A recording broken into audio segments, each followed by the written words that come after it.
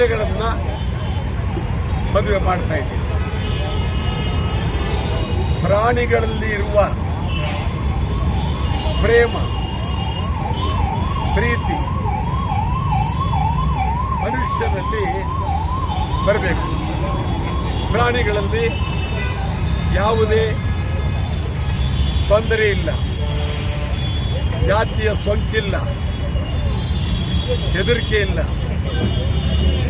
ಇಲ್ಲ. ಅದ್ಭುತವಾಗಿ ಪ್ರಾಣಿಗಳು ಕಾಡಿನಲ್ಲಿ ಅವರಿಗೆ ಅದ್ಭುತವಾಗಿ ಒಂದಕ್ಕೊಂದು ಪ್ರಾಣಿಗಳು, ಪಕ್ಷಿಗಳು ಅದ್ಭುತವಾಗಿ ಪ್ರೇಮಕ್ಕೆ ಒಲವನ್ನು ಕೊಡ್ತಾ ಇದೆ. ಆದರೆ ಹುಡುಗಿಯರಿರ್ಬೋದು, ಒಂದು ಮನುಷ್ಯ, ಒಬ್ಬ ಹೆಣ್ಣು ಮಗಳಿರ್ಬೋದು, ಪ್ರೇಮ ಅನ್ನೋದನ್ನ ಮೊದಲು ಅರ್ಥ ಮಾಡ್ಕೊಳ್ಬೇಕು. ಪ್ರೇಮ ಇದಕ್ಕೆ ಬದ್ಧರಾದರೆ ಇಡೀ ಜೀವನ ಹಸನಾಗುತ್ತೆ, ಜೀವನಕ್ಕೆ ಶಕ್ತಿ ಬರುತ್ತೆ. ಪ್ರೇಮ ಅಂದರೆ ಬರೀ ಒಂದು ಹುಡುಗಿ ಒಂದು ಹುಡುಗ ಪ್ರೇಮಿಸ್ತು ಅಂತಲ್ಲ ಅರ್ಥ. ಎಲ್ಲದರಲ್ಲೂ ಪ್ರೇಮ ಬರಬೇಕು. ರಾಜ್ಯ ಆಡಳಿತ ನಡೆಸೋದಲ್ಲೂ ಬೇಕು, ರಾಜಕಾರಣದಲ್ಲೂ ಬೇಕು, ಎಲ್ಲದರಲ್ಲೂ ಬೇಕು ಪ್ರೇಮ. ಈಗ ನಮ್ಮಲ್ಲಿ ಪ್ರೇಮಿಗಳು ಅಂತ ಹೇಳಿದ್ರೆ ಅವರಿಗೆ ಹೊಡೆಯೋದು ಒಂದು ಕಡೆ, ಮತ್ತೊಂದು ಕಡೆ ಪ್ರೇಮ ದುರುಪಯೋಗ ಆಗಬಾರ್ದು. ಪ್ರೇಮ ಮಾಡಿದವರು ಕೊನೆವರೆಗೂ ಪ್ರೀತಿಯಿಂದ ಇರಬೇಕು, ಅಭಿಮಾನದ ಮೇಲಿರಬೇಕು. ಆತ್ಮಹತ್ಯೆ ಆಗಲಿ, ಪ್ರಾಣ ತೆಗೆದುಕೊಳ್ಳೋದಾಗಲಿ, ನೀರಿಗೆ ಬೀಳೋದಾಗಲಿ ಇಂಥವು ಮಾಡಬಾರ್ದು.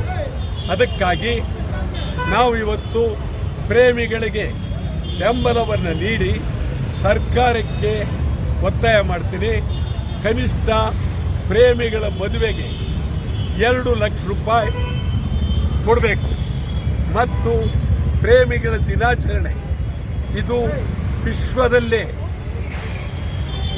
ರಾಜ್ಯ ಸರ್ಕಾರ, ಕೇಂದ್ರ ಸರ್ಕಾರದ ದಿನಾಚರಣೆಯಾಗಿ ಆಚರಣೆ ಮಾಡಿ ಅವರು ಪ್ರತಿ ವರ್ಷ ಪ್ರೇಮಿಗಳಿಗೆ ಬೆಂಬಲವನ್ನು ಕೊಡಬೇಕು ಅಂತೇಳಿ ಒತ್ತಾಯ ಮಾಡಿ ಈಗ ಕತ್ತೆಗಳಿಗೆ ಗಂಡು ಕತ್ತೆ ಹೆಣ್ಣು ಕತ್ತೆಯನ್ನು ಮದುವೆ ಮಾಡುವ ಮೂಲಕ ಪ್ರೇಮಿಗಳಿಗೆ ಬೆಂಬಲವನ್ನು ನೀಡ್ತಾರೆ. ಕತ್ತೆಗಳ ಹೆಸರು ಕತ್ತೆಗಳಿಗೆ ಕತ್ತೆಗಳು ಬಹಳ ವೈಭವವಾಗಿ, ಅದಕ್ಕೆ ಒಂದು ರಾಣಿ, ಒಂದು ರಾಜ ಗಂಡು ಕತ್ತೆ, ರಾಣಿ ಹೆಣ್ಣು ಕತ್ತೆ.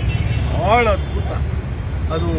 ಕತ್ತೆ ಅಷ್ಟು ಒಳ್ಳೆ ಸೌಜನ್ಯವಾದಂಥ ಪ್ರಾಣಿ ಮತ್ತೊಂದಿಲ್ಲ. ಪ್ರಾಣಿಗಳಲ್ಲೇ ಪ್ರೇಮ ಎದ್ದು ಕಾಣುತ್ತೆ. ಇದು ಮುಂದುವರಿಬೇಕು. ಪ್ರೇಮಕ್ಕೆ ಎಲ್ಲರ ಬೆಂಬಲ